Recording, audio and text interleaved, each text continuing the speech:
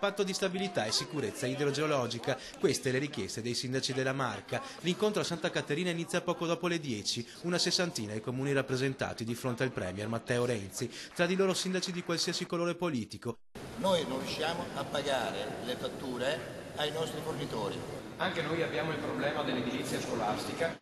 La sicurezza idraulica del fiume La Livenza. Da destra a sinistra l'entusiasmo è comune. Fuori dal museo molta la gente che vuole incontrare il Presidente del Consiglio. Le parole del Premier convincono i primi cittadini.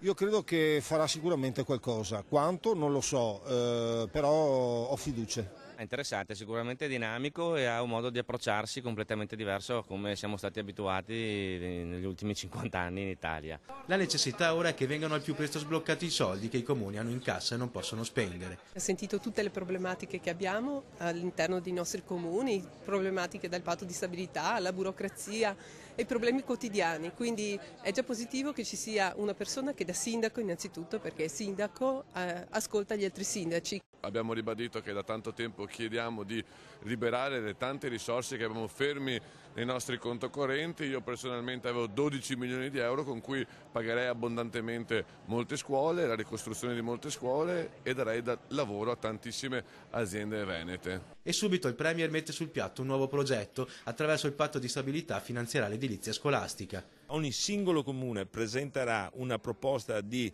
rifacimento o di una nuova scuola nel proprio comune, cercherà che questa sommatoria di costi nell'intero Stato di 8.000 comuni possa essere esclusa dal patto di stabilità per avere scuole nuove entro settembre 2014. E da Motta di Livenza arriva la richiesta di interventi per rendere più sicuro il territorio nel caso di emergenze idrogeologiche e alluvioni. Ho posto il problema dell'annosa questione di definire un bacino di laminazione per la sicurezza idraulica e idrogeologica del territorio non solo della provincia di Treviso per i comuni del Veneto orientale, ma anche della provincia di Pordenone, e quindi di avere un tavolo qualificato tra le due regioni e il governo insieme agli enti locali per definire una volta per tutte la sicurezza idraulica dei nostri territori. Un'ora di confronto, meno burocrazia e un forte segnale dallo Stato. Ecco cosa si aspettano ora i sindaci dopo l'incontro con Matteo Renzi.